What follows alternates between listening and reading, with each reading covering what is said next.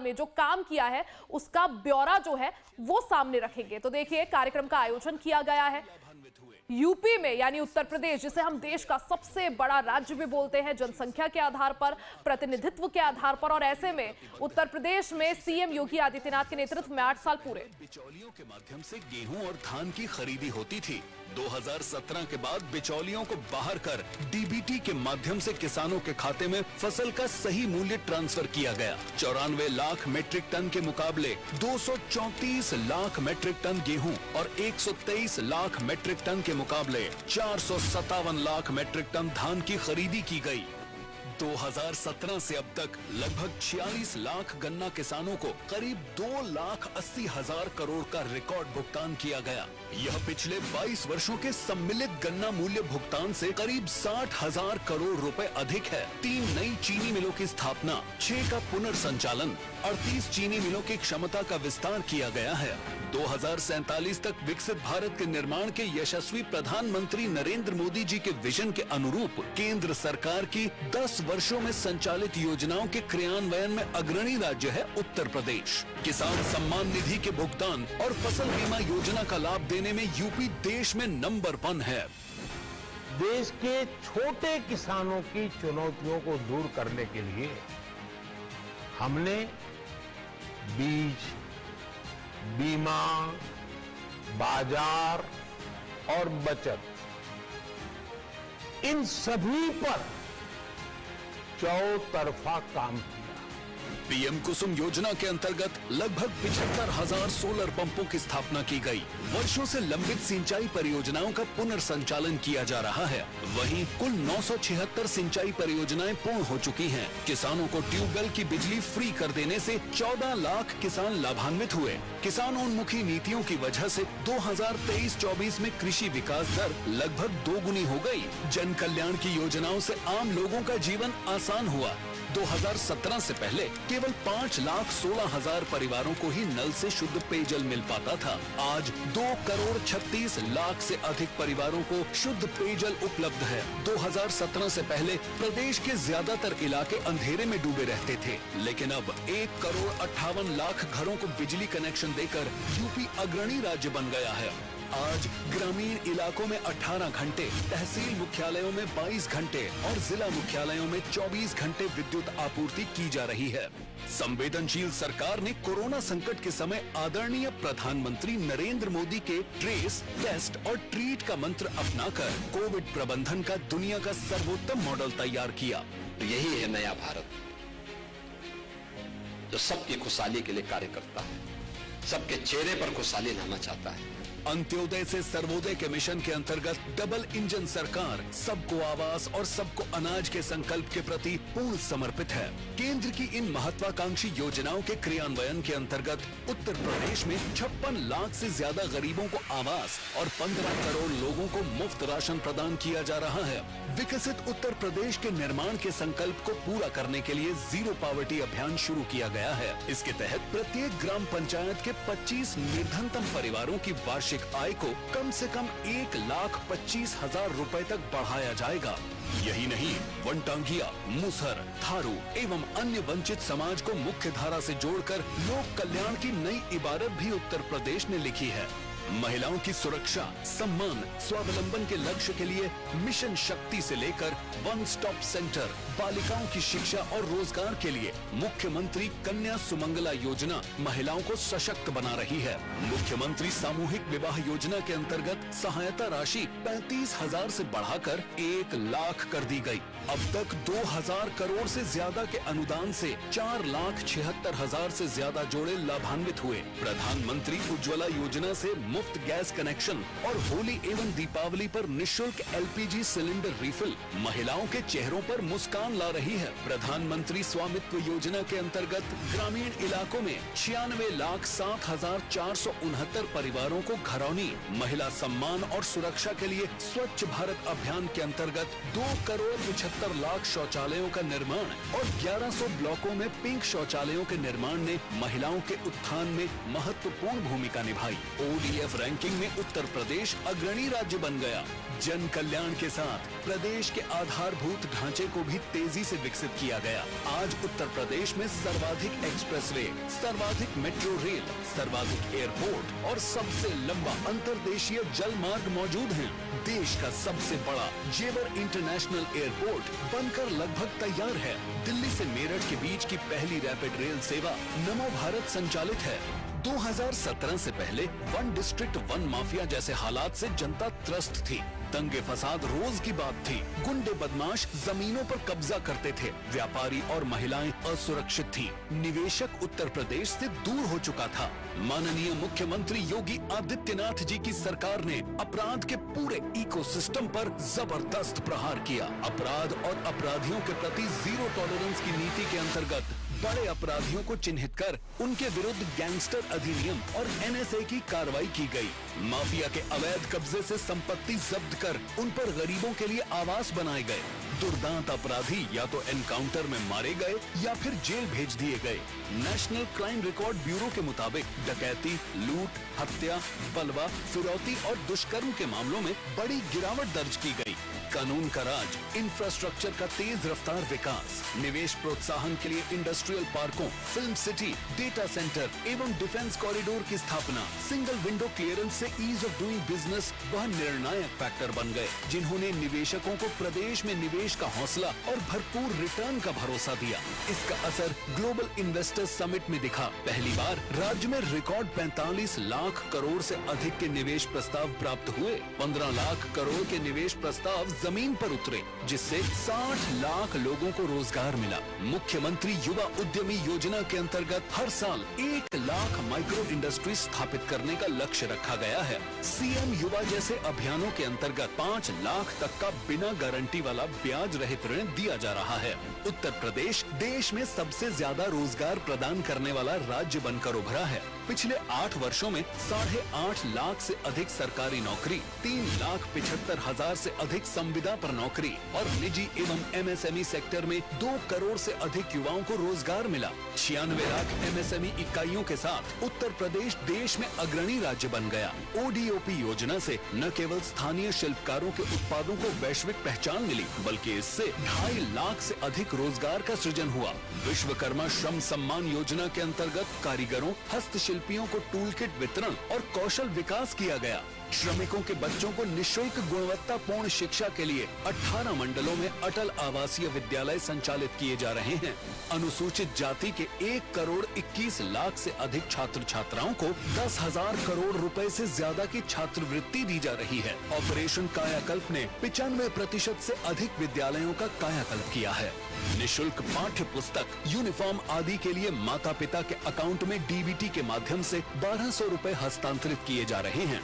कमजोर वर्ग की बालिकाओं का शिक्षा का अधिकार सुनिश्चित करने के लिए 680 कस्तूरबा गांधी बालिका विद्यालयों को उच्चीकृत कर कक्षा 12 तक मुफ्त आवासीय शिक्षा उपलब्ध कराई जा रही है। छात्राओं को आत्मनिर्भर बनाने के लिए रानी लक्ष्मीबाई स्कूटी योजना शुरू की गई है, जिसके अंतर्गत उच्च शिक्षारत मेधावी छात्राओं को मुफ्त स्कूटी दी जाएगी।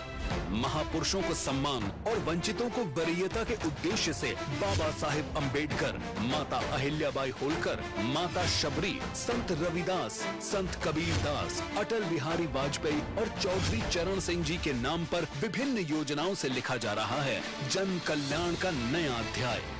नई खेल नीति से ग्रामीण प्रतिभाओं को हाईटेक स्पोर्ट्स फैसिलिटी और कोच उपलब्ध कराए गए हैं। ग्रामीण खेल लीग का नियमित आयोजन हो रहा है। सरकारी नौकरियों में स्पोर्ट्स कोटे को बढ़ाया गया है। मेरठ में 338 करोड़ की लागत से मेजर ध्यानचंद खेल विश्वविद्यालय का निर्माण किया जा रहा है। 1 डिस्ट्रिक्ट 1 मेडिकल कॉलेज से जन जन को स्वास्थ्य सेवाएं सुलभ हो रही हैं। गोरखपुर और रायबरेली में एम्स के अलावा उत्तर प्रदेश में 80 मेडिकल कॉलेज संचालित हैं। पूर्वांचल में जापानी इंसेफेलाइटिस और एक्यूट इंसेफेलाइटिस पर कारगर नियंत्रण हुआ है। गरीबों को निःशुल्क इलाज उपलब्ध कराने वाली केंद्र सरकार की महत्वाकांक्षी आयुष्मान भारत प्रधानमंत्री जन आरोग्य योजना और मुख्यमंत्री जन आरोग्य योजना के अंतर्गत 9 करोड़ से अधिक लोगों को 5 लाख तक मुफ्त उपचार देने में उत्तर प्रदेश अग्रणी राज्य बना है। यूपी में ईज ऑफ लिविंग यानी लोगों का जीवन स्तर पहले से बहुत बेहतर हुआ है। 2017 में प्रति व्यक्ति आय 52,671 रुपए थी, जो 2023-24 में बढ़कर 93,514 रुपए हो गई है। अर्थव्यवस्था में तीव्र वृद्धि दर्ज की गई है, रेवेन्यू लीकेज पर रोक लगी है और डिजिटल माध्यमों को अपनाने से पारदर्शिता आई है। पिछले 5 साल में उत्तर प्रदेश निरंतर रेवेन्यू सरप्लस स्टेट बना हुआ है। 2023-24 में उत्तर प्रदेश में जीडीपी ग्रोथ 11.6% रिकॉर्ड की गई है। 2017 से पहले उत्तर प्रदेश की अर्थव्यवस्था 12 लाख करोड़ रुपए की थी, जो 2024-25 में बढ़कर 27.5 लाख करोड़ रुपए पर पहुंच रही है। विकास के नए लक्ष्य हासिल करते हुए उत्तर प्रदेश ने आस्था को आर्थिकी से जोड़ने का नया मॉडल भी दुनिया के सामने रखा है। काशी कॉरिडोर, अयोध्या धाम में प्रभु राम के मंदिर के निर्माण से धार्मिक पर्यटन के जिस नए युग का सूत्रपात हुआ, विश्व ने उसका चरमोत्कर्ष महाकुंभ के दिव्य भव्य एवं विराट और उनके विजनरी नेतृत्व में सेवा, सुरक्षा और सुशासन के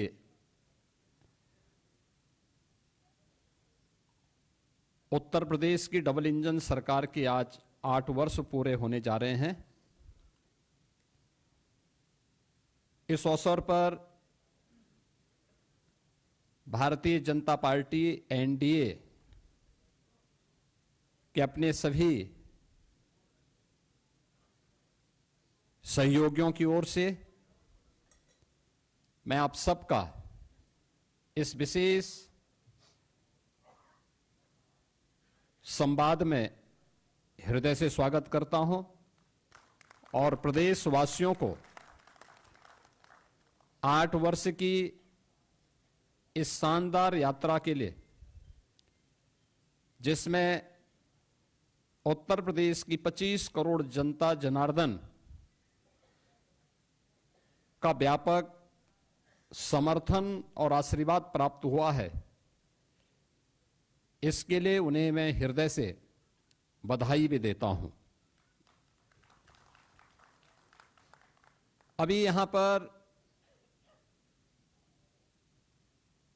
मंच पर उपस्थित मंत्रिमंडल के मेरे वरिष्ठ सहयोगियों और एनडीए के जुड़े हुए हमारे सभी वरिष्ठ नेताओं ने 8 वर्ष की इन उपलब्धियों को लेकर के उत्तर प्रदेश की इस यात्रा को डबल इंजन सरकार ने कैसे आगे बढ़ाया है, इससे संबंधित एक रिपोर्ट कार्ड आपके सामने प्रस्तुत किया है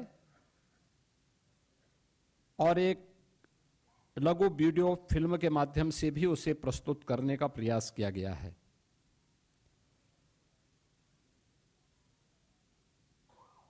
25, 26 और 27 मार्च को प्रत्येक जिला मुख्यालय पर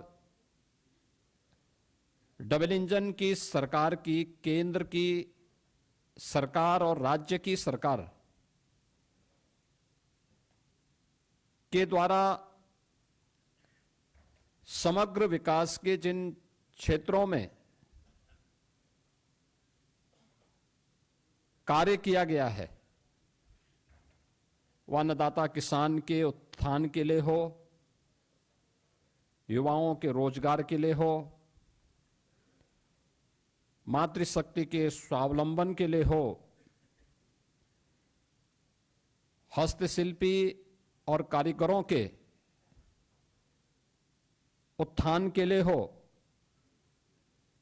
बेरोजगारों को रोजगार देने का, इंफ्रास्ट्रक्चर डेवलपमेंट का,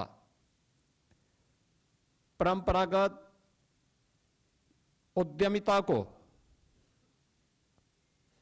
नए स्किल के साथ आगे बढ़ाने का, इन सभी अलग अलग सेक्टर में क्या क्या कार्य हुए हैं, इन 3 दिवसीय विकास उत्सव के माध्यम से जनपद के अंदर उस सभी सेक्टर से जुड़े हुए जो लाभार्थी हैं, जो युवा हैं, जो मातृशक्ति है, जो उद्यमी हैं, इन सभी के सम्मान से संबंधित और विकास की इन योजनाओं के प्रति जनता जनार्दन की प्रति कृतज्ञता ज्ञापित करने के लिए ये 3 दिवसीय कार्यक्रम कल से प्रत्येक जनपद मुख्यालय में प्रारंभ होने जा रहे हैं। और इसीलिए मैंने आज आवश्यक समझा कि अपने सहयोगियों के साथ हम इस संवाद के माध्यम से आपके सामने इन 8 वर्षों की इस यात्रा के बारे में बताएं। आप में से ज्यादातर लोग जानते हैं 8 वर्ष पहले उत्तर प्रदेश की स्थिति क्या थी, उत्तर प्रदेश की पहचान क्या थी, उत्तर प्रदेश की अर्थव्यवस्था और उत्तर प्रदेश का इंफ्रास्ट्रक्चर क्या था, ये किसी से छुपा हुआ नहीं है। ये वही उत्तर प्रदेश है जिसके सामने पहचान का संकट था। यह वही उत्तर प्रदेश है जहां पर किसान आत्महत्या करता था, युवा पहचान के लिए मोहताज था,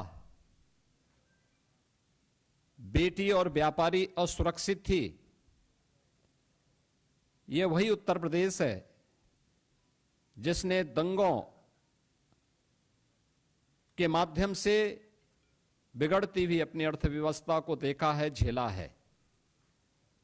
अराजकता के तांडव को किस हद तक अव्यवस्थित क्या कर दिया गया था, इन सभी बातों को उत्तर प्रदेश ने देखा है, झेला है। लेकिन प्रदेश वही, तंत्र वही, केवल सरकार बदलने से कैसे व्यापक परिवर्तन लाया जा सकता है, यह इन 8 वर्षों में उत्तर प्रदेश की जनता जनार्दन ने महसूस किया होगा, हर तबके के लोगों ने महसूस किया होगा। इन 8 वर्षों में जनता जनार्दन के लिए भारतीय जनता पार्टी और एनडीए की ओर से जो कार्यक्रम तय किए गए, उनका प्रभावी क्रियान्वयन किस रूप में हुआ है, यह आज इसी से आप देख सकते हैं कि जो उत्तर प्रदेश 8 वर्ष पहले बीमारू राज्य माना जाता था, देश के विकास का बैरियर माना जाता था, जिस उत्तर प्रदेश को 8 वर्ष पहले केवल एक श्रम शक्ति के रूप में लोग जानते थे, आज वही उत्तर प्रदेश 8 वर्ष बाद देश की अर्थव्यवस्था ग्रोथ इंजन बनकर के उभरा है। आज वही उत्तर प्रदेश 8 वर्ष की इस यात्रा के दौरान देश के अंदर अर्थ पुंज बनकर के उतरा है, अर्थ शक्ति के रूप में उभरा है। आज यही उत्तर प्रदेश प्रत्येक सेक्टर में जो देश के विकास का एक बैरियर माना जाता था, आज वही उत्तर प्रदेश देश के विकास का ब्रेक थ्रू बनकर के उसको एक नई दिशा देने के लिए हर एक सेक्टर में आगे बढ़ता हुआ दिखाई दे रहा है। खासतौर पर अगर मैं एग्रीकल्चर सेक्टर की ही बात करूं, 2017 के पहले उत्तर प्रदेश के अंदर ये क्षेत्र पूरी तरह उपेक्षित था। हम लोगों ने हमेशा इस बात को माना है कि विकास की जो ये अवधारणा है, हमें पहले अपने उन सेक्टर को चिन्हित करना पड़ेगा जिसमें हमारे लिए सबसे आसान और सबसे महत्वपूर्ण संभावना है। उत्तर प्रदेश प्राचीन काल से ही इस दिशा में 2 सेक्टर में बहुत आगे बढ़कर के काम करने वाला राज्य रहा है। इसमें एक कृषि प्रधान देश, प्रकृति और परमात्मा के असीम कृपा का यह प्रदेश, अत्यंत उर्वरा भूमि, पर्याप्त मात्रा में जल संसाधन, हमारे पास एक बड़ी आबादी यहां निवास करती है। इन सब को उचित और व्यवस्थित नियोजित करके हम देश के लिए खाद्यान्न उत्पादन का एक बास्केट बनकर के उभर सकते थे। तकनीक का उपयोग करके किसानों की आमदनी को कई गुना आगे बढ़ा सकते थे। लेकिन 17 के पहले उत्तर प्रदेश का किसान आत्महत्या कर रहा था। सत्र के पहले उत्तर प्रदेश के अंदर कृषि सेक्टर में एक वीरानी छाई हुई थी, लेकिन इन 2017 के बाद ये डबल इंजन की सरकार ने जो व्यापक परिवर्तन किए हैं वह हम सबके सामने है। आपने देखा होगा जो कृषि की दर थी उत्तर प्रदेश में वह 2016-17 तक केवल 5% के आसपास थी, आज बढ़कर के 13.5% से अधिक हुई है। और उत्तर प्रदेश की जीडीपी में इसके कारण 28% की बढ़ोतरी आज देखने को मिल रही है। और इसकी शुरुआत हमारी कैबिनेट ने, पहले ही कैबिनेट ने की थी। प्रदेश के अंदर 36,000 करोड़ रुपए की लागत से लघु और सीमांत किसानों के कर्ज माफी के कार्यक्रम को लेकर के आज उसी का परिणाम है कि जिस प्रदेश में 16-17 तक कुल यहां पे 557 लाख मीट्रिक टन खाद्यान्न का उत्पादन होता था, आज उसी प्रदेश में हम लोग गत वर्ष ही 668 लाख मीट्रिक टन से अधिक खाद्यान्न का उत्पादन किए हैं। यानी ये 20% खाद्यान्न के उत्पादन में बढ़ोतरी एक वर्ष में ही उत्तर प्रदेश के अंदर देखने को मिली है। प्रधानमंत्री ऋण मोचन की योजना से लेकर के प्रधानमंत्री किसान सम्मान निधि की योजना तक हर एक क्षेत्र में आज किसान को डीबीटी के माध्यम से धनराशि जाती है। देश में आज के दिन पर प्रधानमंत्री किसान सम्मान निधि में 2,61,000 से अधिक किसानों को 80,000 करोड़ रुपए से अधिक की धनराशि डीबीटी के माध्यम से उनके खातों में गई है। प्रदेश के अंदर सिंचाई की क्षमता में व्यापक बढ़ोतरी हुई है। ये वही प्रदेश है वर्षों से जहां पर सिंचाई की परियोजनाएं लंबित पड़ी हुई थी। अर्जुन सहायक हो, बाणसागर हो, सरयू नहर राष्ट्रीय परियोजना हो, 40 वर्षों से योजनाएं लंबित पड़ी हुई थी। इस दौरान इन 8 वर्ष के अंदर प्रदेश सरकार ने, डबल इंजन की सरकार ने प्रधानमंत्री कृषि सिंचाई योजना का सहयोग लेकर के इन सभी परियोजनाओं को पूर्ण किया। लगभग 23 लाख हेक्टेयर के अतिरिक्त सिंचाई की सुविधा उत्तर प्रदेश के अन्नदाता किसानों को दी। प्रदेश के अंदर कृषि विज्ञान केंद्र स्थापित कराए, प्रदेश के अंदर कृषि विश्वविद्यालयों का उन्नयन किया। एक नए कृषि विश्वविद्यालय की स्थापना के लिए और 20 नए कृषि विज्ञान केंद्रों को कुछ सेंटर ऑफ एक्सीलेंस स्थापित करने की दिशा में कार्य प्रारंभ किए।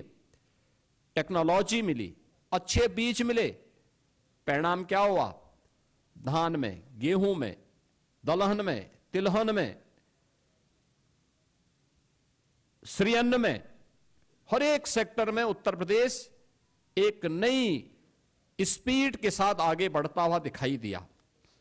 इसकी झलक मैं इसी बात से आपको देता हूं कि उत्तर प्रदेश में 2017 के पहले जो चीनी उद्योग लगभग बंदी के कगार पर था, अनुमान करिए व्यापक आंदोलन चलते थे, किसान अपने खेतों में आग लगाता था।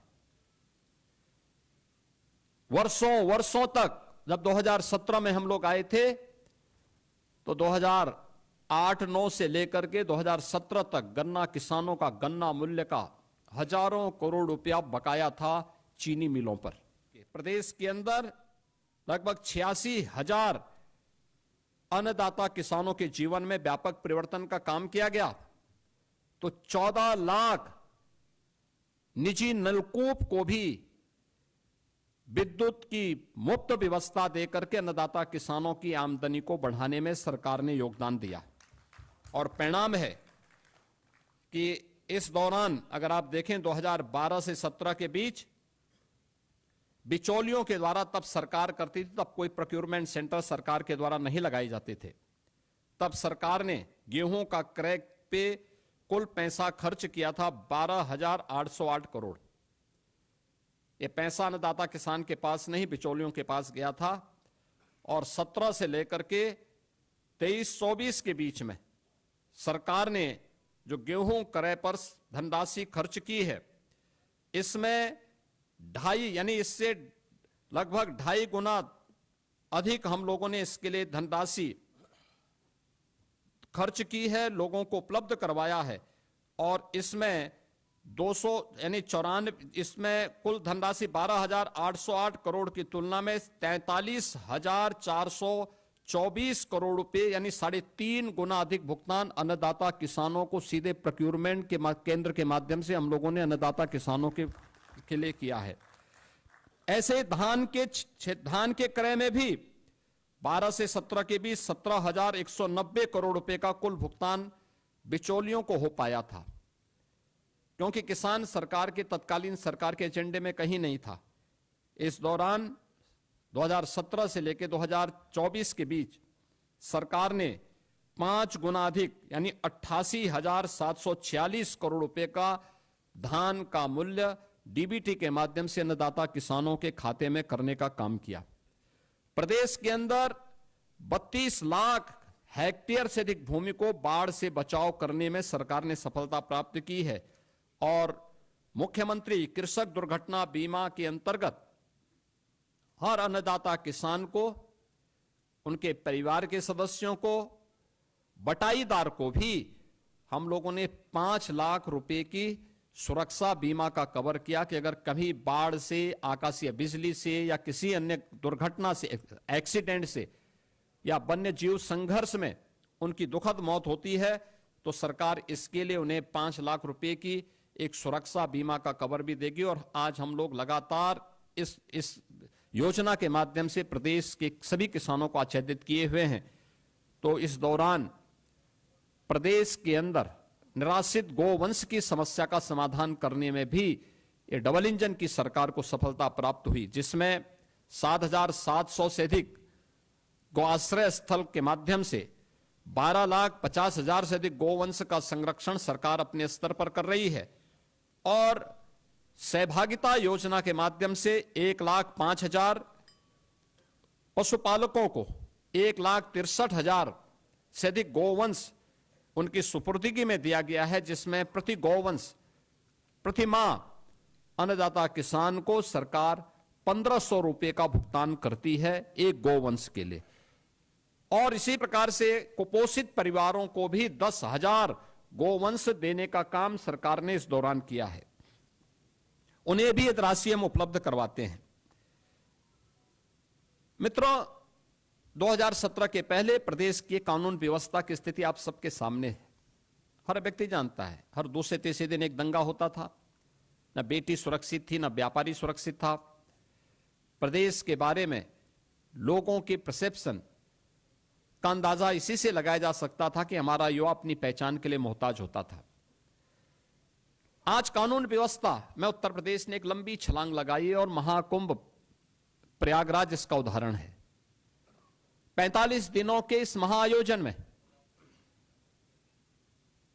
कोई छेड़छाड़ की घटना नहीं, कोई लूटपाट की घटना नहीं, कोई अपहरण की घटना नहीं, कोई भी ऐसी घटना नहीं जिससे आने वाले श्रद्धालुओं को किसी भी प्रकार का कोई असंतोष का भाव पैदा करने का अवसर प्राप्त हुआ हो। प्रदेश वही है, लेकिन इसके लिए जो ये व्यापक परिवर्तन हुआ है, इस व्यापक परिवर्तन का कारण है कि इन 8 वर्षों में सरकार ने व्यवस्थित तरीके से उत्तर प्रदेश पुलिस के बल को एक सिस्टम के साथ जोड़ा है। आप अनुमान करिए, अब तक उत्तर प्रदेश पुलिस बल में पिछले 8 वर्ष में, जब 2017 में हम लोग आए थे, 1.5 लाख पुलिस कार्मिकों के पद खाली थे। सरकार की नियत पर जनता जनार्दन को भी और माननीय न्यायालय को भी संदेह था, क्योंकि भर्ती की प्रक्रिया पारदर्शी नहीं हो सकती थी, नहीं करते थे। लेकिन पहली बार हुआ जब पारदर्शी भर्ती की प्रक्रिया के माध्यम से सरकार ने 1,56,000 से अधिक पुलिस कार्मिकों की भर्ती जो आज सेवा दे रहे हैं उन्हें उत्तर प्रदेश पुलिस बल का हिस्सा बनाया है और अभी हाल ही में 60,200 से अधिक पुलिस कार्मिकों की नई भर्ती भी संपन्न की है, जिन्हें कुछ ही दिनों के अंदर ट्रेनिंग की प्रक्रिया के साथ जुड़ने का अवसर प्राप्त होगा।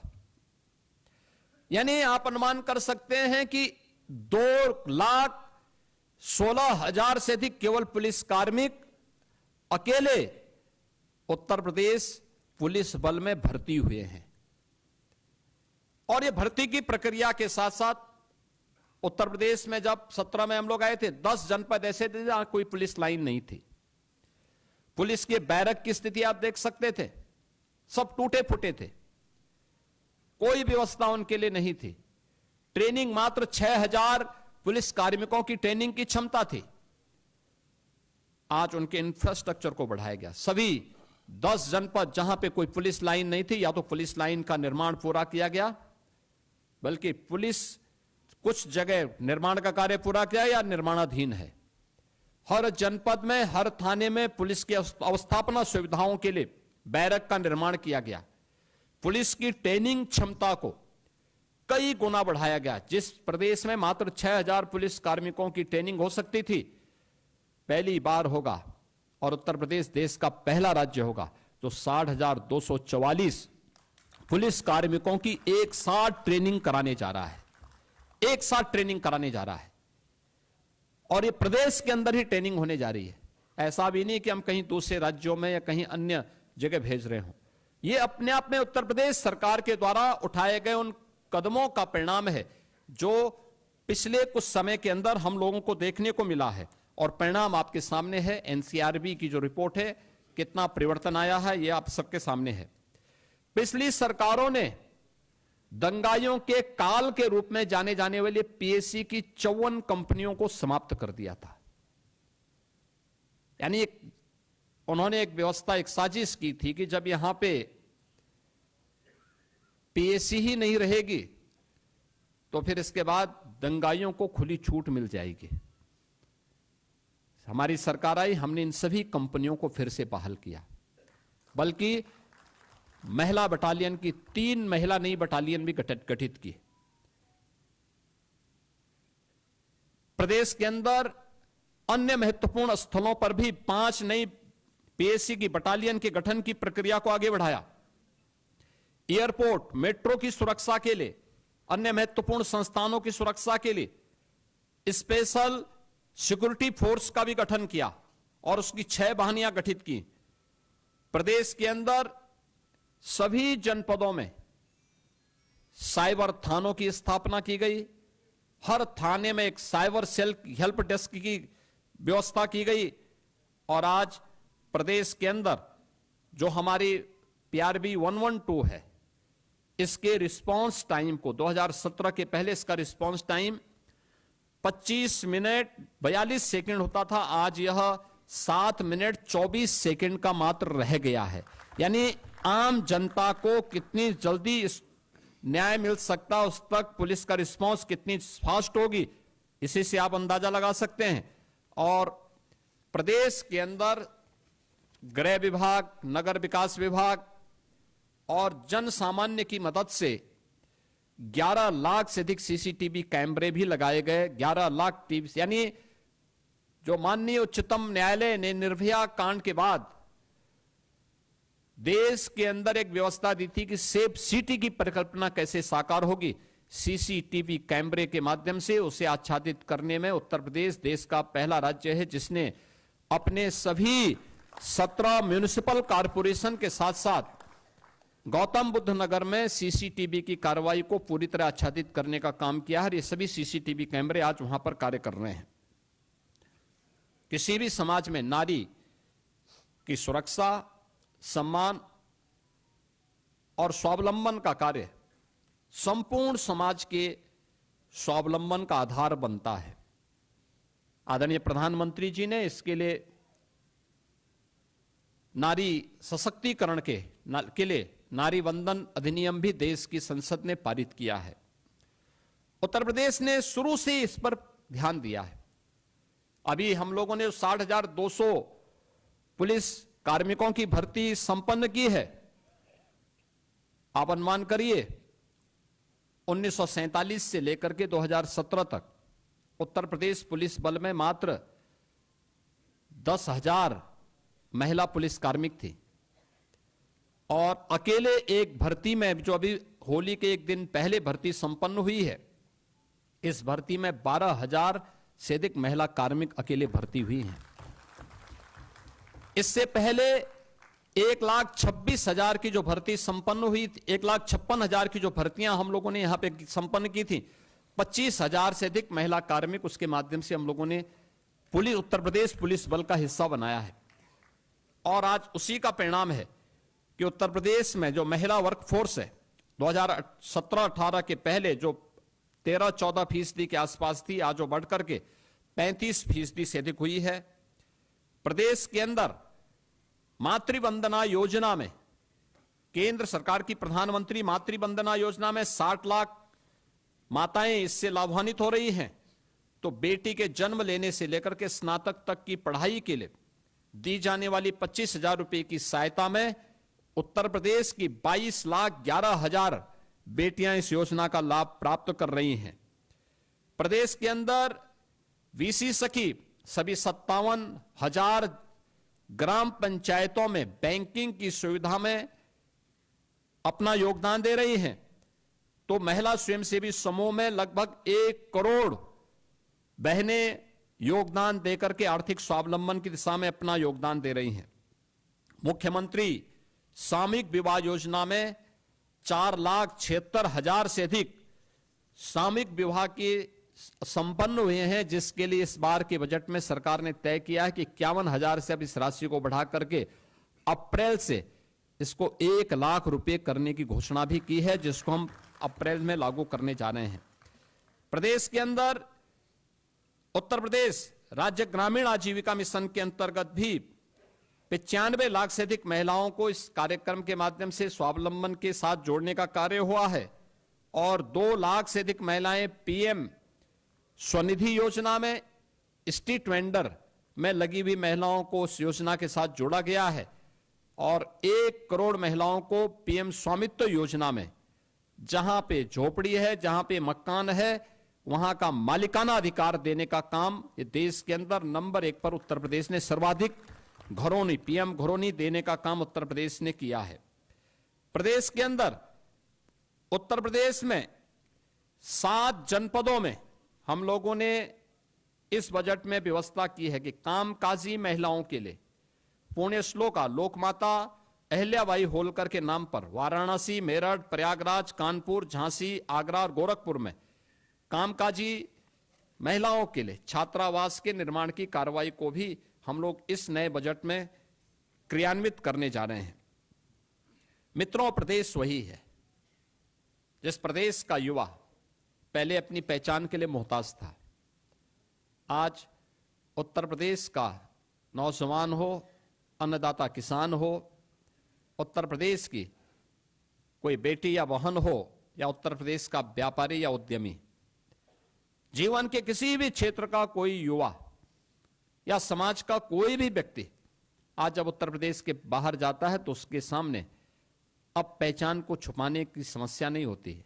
आज वो बड़े गर्व के साथ अपने आप को उत्तर प्रदेश वासी कह सकता है और नए भारत का नया उत्तर प्रदेश किस रूप में अपनी युवा शक्ति के बल पर आगे बढ़ रहा है, यह हम इसी से अंदाजा लगा सकते हैं कि 2016-17 में जिस उत्तर प्रदेश की बेरोजगारी दर 19% से अधिक थी, आज वह घट करके मात्र 3% रह गई है।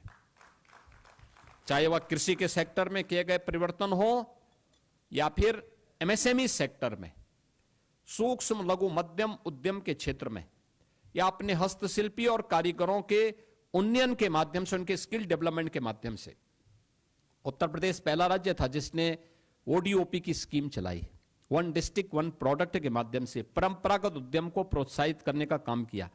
इसने उत्तर प्रदेश के एक्सपोर्ट को 86,000 करोड़ रुपए से बढ़ा करके 2 लाख करोड़ रुपए से अधिक बढ़ाने का काम किया है और उत्तर प्रदेश भी एक एक्सपोर्ट स्टेट के रूप में स्थापित हो सकता है, उत्तर प्रदेश ने साबित किया है। उत्तर प्रदेश में हम लोगों ने अब तक 8 लाख से अधिक भर्तियां, सरकारी नौकरियां उत्तर प्रदेश के युवाओं को दी है। एमएसएमई सेक्टर में 2 करोड़ से अधिक युवा इनके साथ यहां पे या तो नौकरी या स्वतः रोजगार के साथ जुड़ा है, और साथ साथ निवेश की जो व्यापक संभावनाएं उत्तर प्रदेश के अंदर बनी हैं, इनमें भी उत्तर प्रदेश ने बड़े पैमाने पे उत्तर प्रदेश के युवाओं को इसके साथ जोड़ने का काम किया है। प्रदेश में आज के दिन पर 50 लाख से अधिक युवाओं को हमने डिजिटली सक्षम बनाने में सफलता प्राप्त की है, जिसे टैबलेट और स्मार्टफोन देकर के उन्हें इस दिशा में आगे बढ़ाने का काम किया है। तो आज उत्तर प्रदेश के अंदर हम देख सकते हैं कि सबसे बड़ा एमएसएमई का base 96 lakh MSME unit UP के पास है। अपने हस्तशिल्पी और कारीगरों के लिए विश्वकर्मा श्रम सम्मान की जैसी स्कीम आज उत्तर प्रदेश चला रहा है, जिसमें लाखों ऐसे हस्तशिल्पी और कारीगरों के स्किल डेवलपमेंट के लिए उन्हें फ्री में टूल किट उपलब्ध कराने, सस्ते में लोन उपलब्ध करवाने की कार्रवाई को आगे बढ़ाने का काम किया है। और वर्तमान में एक नई स्कीम मुख्यमंत्री युवा उद्यमी स्कीम, जो अब तक की बहुत लोकप्रिय स्कीम होने जा रही है, जिसमें 31 मार्च तक 1 लाख नए युवा उद्यमी उत्तर प्रदेश बनाने के लक्ष्य रखे हैं। उस कार्यक्रम को हम लोग आगे बढ़ाने जा रहे हैं, जिसमें 5 लाख रुपए तक का ब्याज मुक्त ऋण प्रथम चरण में, मार्जिन मनी 10% और गारंटी मुक्त लोन देने की कार्रवाई को भी सरकार आगे बढ़ा रही है। शिक्षा, जिस प्रदेश की स्थिति ऐसी रही हो कि नकल जन्मसिद्ध अधिकार कुछ लोग मानते थे, आज वहां नकल विहीन परीक्षाएं हो रही हैं। बेसिक शिक्षा परिषद के स्कूल जो बंदी के कगार पर थे, आज उनमें 50 लाख से अधिक बच्चों की बढ़ोतरी।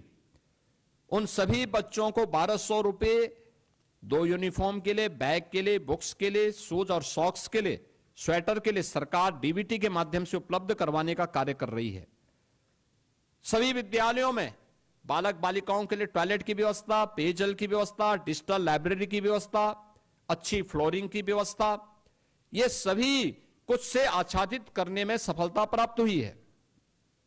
साथ साथ माध्यमिक स्कूलों में जर्जर पड़े भवनों के पुनर्निर्माण के लिए प्रदेश सरकार ने अलंकार योजना के माध्यम से एक नई स्कीम प्रारंभ की है, और इसको भी तेजी के साथ आगे बढ़ाने का काम कर रही है। अब जर्जर विद्यालय नहीं होंगे।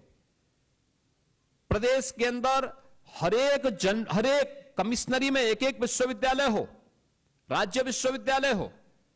ऐसी 6 कमिश्नरी ऐसी थी जहां कोई राज्य विश्वविद्यालय नहीं था। उन विश्वविद्यालयों के निर्माण के कार्यक्रम को भी प्रदेश सरकार ने आगे बढ़ाया। तो पहली बार मेडिकल यूनिवर्सिटी हो, आयुष विश्वविद्यालय हो, एक अतिरिक्त एग्रीकल्चर विश्वविद्यालय की स्थापना हो, ये सभी आज उत्तर प्रदेश के अंदर देखने को मिल सकते हैं। और संस्कृति विश्वविद्यालय भी हो, यह भी आज उत्तर प्रदेश में स्थापित हो चुके हैं। प्रदेश ने इस दिशा में 8 नए विश्वविद्यालय, यानी इस दिशा में 10 नए विश्वविद्यालय, 21 निजी क्षेत्र के विश्वविद्यालयों की स्थापना में भी सफलता प्राप्त की है। और युवाओं को प्रतियोगी परीक्षाओं की तैयारी के लिए प्रत्येक जनपद में मुख्यमंत्री अभ्युदय कोचिंग की व्यवस्था भी आज के दिन पर संचालित है। प्रदेश के अंदर अनुसूचित जाति जनजाति के सभी छात्रों को आज के दिन पर हम लोग स्कॉलरशिप उपलब्ध करा रहे हैं, 100% स्कॉलरशिप दे रहे हैं। और ओबीसी के भी छात्रों को 2017 तक मात्र 1200 करोड़ रुपए की स्कॉलरशिप मिल पाती थी, आज वो बढ़कर के 2500 करोड़ रुपए सरकार ने किया है, जिससे हर उस बच्चे को जो उसकी पात्रता की श्रेणी में आता है उसको स्कॉलरशिप से जोड़ा जा सके। आज उसमें भी सरकार को सफलता प्राप्त हुई है। उत्तर प्रदेश ने गरीब कल्याण के क्षेत्र में ये डबल इंजन की सरकार ने एक लंबी छलांग लगाई है। पिछले 8 वर्ष में 6 करोड़ से अधिक गरीबों को गरीबी रेखा से ऊपर उठाने में मदद मिली है।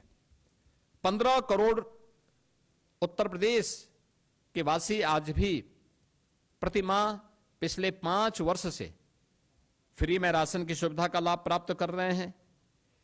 1 करोड़ 86 लाख उज्ज्वला योजना के कनेक्शन उपलब्ध हुए हैं। होली और दीपावली में एक रसोई गैस के सिलेंडर उन्हें फ्री में उपलब्ध करवाए जा रहे हैं। प्रधानमंत्री किसान सम्मान निधि में 2,62,00,000 किसानों को इस योजना से जोड़ा गया है, जिन्हें प्रतिवर्ष 6,000 रुपए उनको डीबीटी के माध्यम से केंद्र सरकार उपलब्ध करवा रही है और 9 करोड़ से अधिक लोगों को उत्तर प्रदेश में गोल्डन कार्ड उपलब्ध करवा करके प्रधानमंत्री जन आरोग्य योजना आयुष्मान भारत के अंतर्गत उन्हें आच्छादित करने वाला ये सभी जो आंकड़े हैं ये दिखाता है कि ये सबसे अधिक देश के अंदर इन सभी क्षेत्रों में उत्तर प्रदेश काफी आगे है और इसमें सबसे लंबी छलांग लगाने वाला है। 56 लाख गरीबों को एक एक आवास उपलब्ध कराने में ये सभी स्कीमें जिसमें उत्तर प्रदेश नंबर 1 पर देश में है।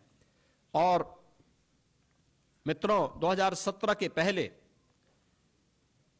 निराश्रित महिला पेंशन, वृद्धावस्था पेंशन, दिव्यांगजन पेंशन 55 लाख महिलाओं को, वृद्धजनों को या दिव्यांगजनों को मिलती थी। आज ये संख्या बढ़ करके 1,06,00,000 महिलाओं को, वृद्धजनों को और दिव्यांगजनों को उत्तर प्रदेश दे रही है। 2017 के पहले पेंशन की राशि हुआ करती थी मात्र 300।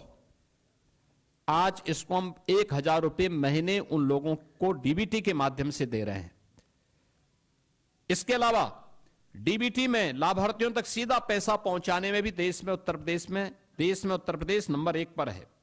यानी अकेले 24-25 में 9 करोड़ 8 लाख से अधिक लोगों तक 1,10,000 करोड़ रुपए से अधिक का भुगतान डीबीटी के माध्यम से हुआ है। इसके माध्यम से प्रदेश सरकार को 10,000 करोड़ रुपए की बचत हुई है। और अभी वर्तमान में सरकार इस नए वित्तीय वर्ष में और सबसे बड़ी आबादी का राज्य होने के बावजूद जीरो पॉवर्टी के लक्ष्य को प्राप्त करने के लिए कृत संकल्पित होकर के कार्य कर रही है। हम नए वित्तीय वर्ष अब 1 अप्रैल से प्रारंभ होगा तो इसमें उससे लॉन्च करने जा रहे हैं। इंफ्रास्ट्रक्चर के लिए प्रदेश के बारे में एक मान्यता थी, जहां से गड्ढे शुरू हो जाएं समझ लो उत्तर प्रदेश की सीमा आ गई। सड़क में गड्ढा है या गड्ढे में सड़क है ये पता नहीं लगता था। आज मित्रों आप गूगल में सर्च करिए, आपको पता लगेगा एक्सप्रेसवे कौन है तो नाम आएगा उत्तर प्रदेश। 6 एक्सप्रेसवे वर्तमान में उत्तर प्रदेश के अंदर संचालित है। 11 पे हम कार्य कर रहे हैं, या तो निर्माणाधीन है या प्रस्तावित हैं, जिन पे नए वित्तीय वर्ष में काम प्रारंभ होने जा रहा है।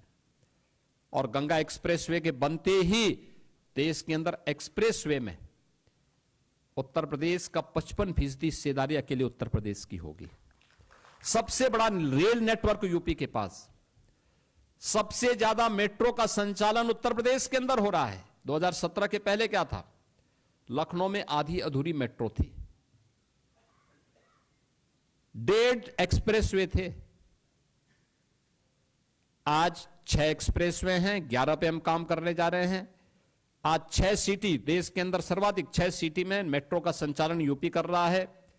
देश की पहली रैपिड रेल यूपी के अंदर है, दिल्ली से मेरठ के बीच में। और देश का पहला वाटरवे हल्दिया वाराणसी के बीच में यह संचालित हो चुका है। यानी लैंडलॉक्ड स्टेट से उत्तर प्रदेश मुक्त हो चुका है और इनलैंड वाटरवे अथॉरिटी का गठन करके उत्तर प्रदेश वाटरवे की सुविधा को वाराणसी से प्रयागराज तक और बलिया से अयोध्या तक पहुंचाने के लिए पूरी प्रतिबद्धता के साथ आगे बढ़ रहा है, जिससे इन संभावनाओं के माध्यम से उत्तर प्रदेश के प्रोडक्ट को एक्सपोर्ट के माध्यम से दुनिया के बाजार तक पहुंचाया जा सके और यहां के अन्नदाता किसानों का, यहां के हस्तशिल्पी और कारीगरों का और यहां के उद्यमियों की इनकम को बढ़ा करके प्रदेश की अर्थव्यवस्था को और सुदृढ़ किया जा सके, इस दिशा में सरकार कार्य कर रही है। आज इंटर स्टेट कनेक्टिविटी हमारी 4 लेन की हुई है। हर जनपद मुख्यालय 4 लेन के साथ जुड़ा है। प्रदेश सरकार ने हाईवे के एक बड़े नेटवर्क को अपने यहां जोड़ा है और उत्तर प्रदेश इस दिशा में काफी एक अच्छी प्रोग्रेस के साथ देश के अंदर है, क्योंकि ये हाईवे इसी दिशा में जो प्रयास किए जाते हैं ये किसी भी अर्थव्यवस्था की सबसे रीढ़ के रूप में काम करती है। एयर कनेक्टिविटी 2017 के पहले उत्तर प्रदेश के अंदर 2 एयरपोर्ट पूरी तरह क्रियाशील थे, लखनऊ और वाराणसी। 2 आंशिक रूप से थे, गोरखपुर और आगरा आंशिक रूप से संचालित थे। आज उत्तर प्रदेश के अंदर 16 एयरपोर्ट क्रियाशील हैं और उनमें से 4 इंटरनेशनल एयरपोर्ट हैं और देश का सबसे बड़ा एयरपोर्ट जेवर में बहुत शीघ्र प्रारंभ होने वाला है। यह एयरपोर्ट 5वां इंटरनेशनल एयरपोर्ट भी होगा और आने वाले समय में एयरपोर्ट के फंक्शनल होते ही एयर कार्गो के सबसे बड़े हब के रूप में भी यह बदलेगा। प्रदेश के अंदर इस बेहतरीन इंफ्रास्ट्रक्चर ने प्रदेश की अर्थव्यवस्था को भी एक नई गति दी है। प्रदेश के अंदर नगरीय विकास के क्षेत्र में भी व्यापक परिवर्तन देखने को मिले हैं। उत्तर प्रदेश नगरीय क्षेत्रों में पहली बुनियादी सुविधाओं का अभाव था। देश के अंदर 2016-17 के अंदर जब स्वच्छता सर्वेक्षण हुए थे तो देश के अंदर 100 में से 10 सबसे गंदे शहर यूपी के थे। जहां देखो गंदगी का अंबार था, न बिजली थी, न पानी थी, न कनेक्टिविटी थी, न सुरक्षा थी। आज उत्तर प्रदेश के अंदर केंद्र सरकार की मदद से आदरणीय प्रधानमंत्री जी ने 10 सिटी को स्मार्ट सिटी के रूप में और राज्य स्मार्ट सिटी मिशन के अंतर्गत 7 अन्य सिटी को स्मार्ट सिटी मिशन के अंतर्गत लेकर 17 म्युनिसिपल कॉरपोरेशन को हम लोगों ने स्मार्ट सिटी के रूप में विकसित किया है। और ये स्मार्ट ही नहीं, इन्हें सेफ सिटी भी बनाया है। ITMS भी यहां काम कर रहा है। सरकार ने इस बार के बजट में व्यवस्था दी है कि हर जिला मुख्यालय की नगर निगम, नगर पालिका को या नगर निकाय को हम लोग स्मार्ट सिटी के रूप में विकसित करने का काम करेंगे। इस बार के बजट में हमने इसके लिए धनराशि भी उपलब्ध करवाई है। प्रदेश के अंदर आज एक नए विकास के कॉन्सेप्ट को NCR नेशनल कैपिटल रीजन की तर्ज पर प्रदेश के अंदर अलग अलग क्षेत्रों में हम लोगों ने स्टेट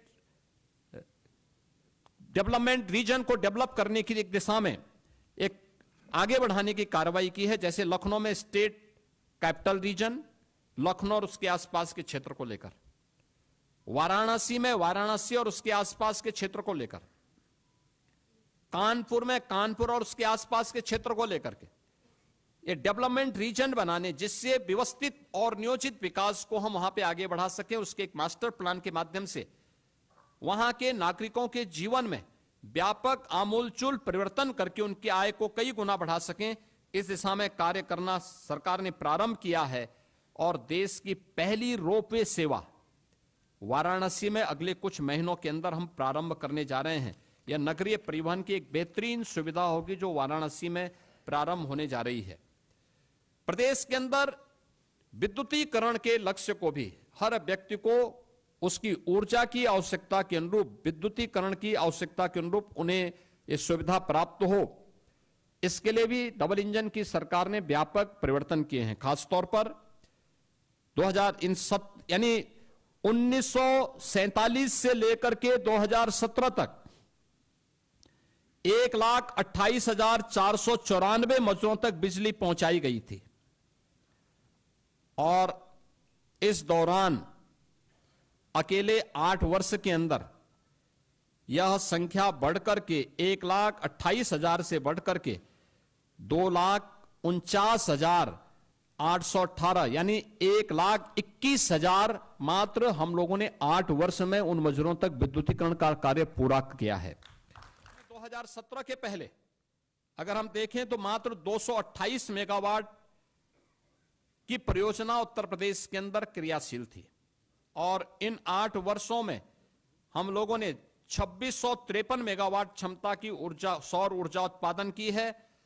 वर्तमान में बुंदेलखंड में ग्रीन एनर्जी कॉरिडोर के माध्यम से 4000 मेगावाट के सोलर पार्क की स्थापना की जा रही है और अगले 5 वर्ष के अंदर 22,000 मेगावाट की एक ग्रीन एंड क्लीन एनर्जी बनाने के लिए सरकार पूरी प्रतिबद्धता के साथ काम कर रही है। औद्योगिक विकास, ईज ऑफ डूइंग बिजनेस में उत्तर प्रदेश 2017 के पहले 14वें स्थान पे था आज देश का टॉप अचीवर स्टेट के रूप में उत्तर प्रदेश बना हुआ है। मित्रों, यह सब संभव हो पाया है आदरणीय प्रधानमंत्री जी की प्रेरणादायी मार्गदर्शन में। रिफॉर्म, परफॉर्म एंड ट्रांसफॉर्म की जो उनकी पॉलिसी थी, जो मंत्र है, 33 सेक्टोरियल पॉलिसीज बनाने वाला देश का पहला राज्य है। सिंगल विंडो सिस्टम में 500 से अधिक एनओसी एक ही प्लेटफॉर्म पे उपलब्ध कराने वाला राज्य है। और एमओयू होने के बाद उसकी मॉनिटरिंग भी डिजिटली हम कर सकते हैं, सिंगल विंडो के माध्यम से कर सकते हैं। यह करने वाला राज्य है। न केवल व्यक्ति बल्कि उसकी पूंजी की सुरक्षा की गारंटी लेने वाला राज्य है। और उसी का परिणाम है कि 15 लाख करोड़ रुपए से अधिक की निवेश की परियोजनाओं को जमीनी धरातल पर उतारने वाला देश का एक महत्वपूर्ण राज्य बनकर के उत्तर प्रदेश आगे बढ़ा है। और उत्तर प्रदेश की संभावना बताती है कि आने वाले समय में उत्तर प्रदेश देश के अंदर सबसे अधिक इस फील्ड में काम करने, निवेशकों को आकर्षित करने वाले एक ड्रीम डेस्टिनेशन बनकर के उत्तर प्रदेश देश के अंदर उभरा है। चिकित्सा और स्वास्थ्य के क्षेत्र में भी राज्य सरकार ने अनेक महत्वपूर्ण पहल की है। याद करिए, 2017 के पहले केवल 12 government medical college Uttar Pradesh के अंदर बन पाए थे। यानी ये आजादी के पहले से लेकर के 2017 तक की बात कर रहा हूं। और 2017 से अब तक कुल प्रदेश में 80 मेडिकल कॉलेज बने हैं, जिसमें 44 गवर्नमेंट सेक्टर के बने हैं। 36 निजी मेडिकल कॉलेज भी बने हैं। प्रदेश के अंदर इससे पहले नर्सिंग और पैरामेडिकल कॉलेजेस की स्थिति क्या थी? ताले लटकते थे, न इंफ्रास्ट्रक्चर था, न फैकल्टी थी। आज प्रदेश के अंदर हर मेडिकल कॉलेज में नर्सिंग कॉलेज बनाने की कार्रवाई को तेजी के साथ आगे बढ़ाने का कार्य हो रहा है। प्रदेश के अंदर हम लोगों ने जो 36 जनपद ऐसे थे जिनमें संचारी रोग में, खासतौर पर इंसेफ्लाइटिस से उत्तर प्रदेश के मासूम तड़प तड़प करके मरते थे, आज उस पर प्रभावी नियंत्रण करने में उत्तर प्रदेश ने सफलता प्राप्त की है। और मुझे बताते हुए प्रसन्नता है कि 2017 की तुलना में आज 2024 में एक्यूट इंसेफ्लाइटिस से 85% और जापानी इंसेफ्लाइटिस से 99% नियंत्रण करने में सरकार को सफलता प्राप्त हुई है। इसी प्रकार से डेंगू की मृत्यु दर को लगभग 95% कम करने में सफलता प्राप्त की है। मलेरिया पर 56% की कमी आई है। और आज प्रदेश के अंदर हम लोगों ने प्रदेश के अंदर आयुष्मान भारत में उत्तर प्रदेश देश के अंदर नंबर 1 पर है। मुख्यमंत्री आरोग्य मेले के माध्यम से लगभग 13.5 करोड़ रोगी उसके माध्यम से लाभान्वित हो रहे हैं। और जो विभिन्न मेडिकल कॉलेजेस की संख्या बढ़ाने के बाद जो सीट्स बढ़ी हैं, एमबीबीएस में 17 में मात्र 1990 सीट्स थी, आज वो बढ़कर के 5250 हुई हैं। निजी मेडिकल कॉलेजेस में भी ये सीट्स 2550 से बढ़कर के 6550 हुई हैं। राजकीय क्षेत्र में पीजी सीट्स की संख्या 2017 के पहले जो 741 थी, आज वो बढ़कर के 1871 हुई हैं। और निजी क्षेत्र में भी जो पीजी की सीट्स 17 के पहले 480 थी, आज वो बढ़कर के 2100 तक बढ़ी हैं। प्रदेश में सुपर स्पेशलिटी 2017 में मात्र कुछ ही मेडिकल कॉलेजेस में भी उसकी भी बहुत कम ब्रांचेज हुआ करती थी। आज लगभग हर एक जनपद में सुविधा है। आज हर एक जनपद में डायलिसिस की सुविधा उपलब्ध करवाई जा रही है, सीटी स्कैन आदि की सुविधाएं उपलब्ध करवाई जा रही हैं। और सस्ते में दवा उपलब्ध हो, इसके लिए तमाम हर एक जनपद में इसके लिए जन आरोग्य योजना से जुड़े हुए सुविधा केंद्रों को और उन प्रतिष्ठानों को स्थापित करने का काम भी किया जा रहा है। मित्रों, उत्तर प्रदेश ने टूरिज्म के क्षेत्र में भी एक लंबी छलांग लगाई है। यानी इंफ्रास्ट्रक्चर के क्षेत्र में अन्नदाता किसानों के लिए, युवाओं के उत्थान के लिए, मातृशक्ति के सम्मान के लिए, निवेश के लिए उत्तर प्रदेश ने अपनी जो पहचान बनाई, सुरक्षा के क्षेत्र में जो अपनी पहचान बनाई, इसका असर प्रदेश के पर्यटन पर भी पड़ा है। आज के दिन पे पर्यटन केवल एक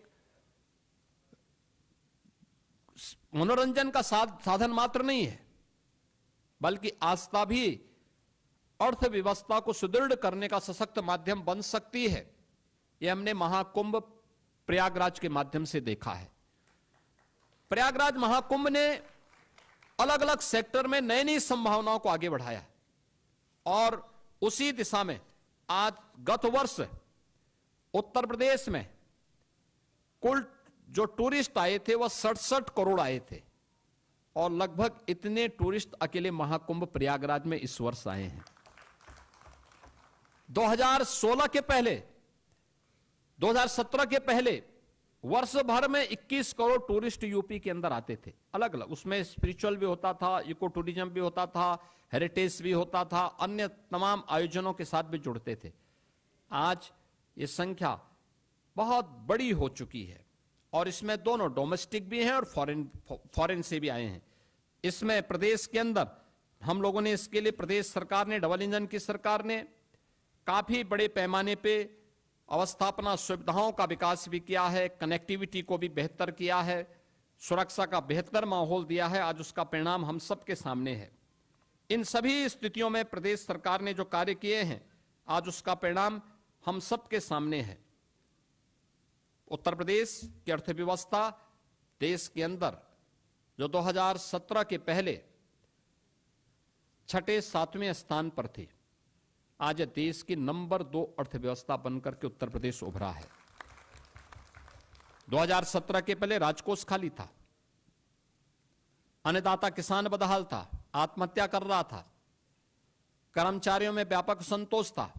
सरकार के पहले ही 2 फैसले थे, अन्नदाता किसानों का, लघु और सीमांत किसानों का कर्ज माफ करना है और अपने कर्मचारियों को 7th पे कमीशन की रिपोर्ट को लागू करना है। याद करिए, जब राजकोष खाली रहा होगा तब सरकार ने कैसे इस प्रकार के कदम उठाए होंगे उत्तर प्रदेश जैसी बड़ी आबादी के राज्य में, लेकिन आज वह कदम उठाने में सरकार को सफलता प्राप्त हुई। हम लोगों ने 2017 में ही ऋण माफी के कार्यक्रम को भी किया, अपने अन्नदाता किसानों की जीवन में खुशहाली लाने का भी काम किया और 15 लाख कर्मचारियों को 7th पे कमीशन की सुविधा के साथ जोड़ने में भी सफलता प्राप्त की।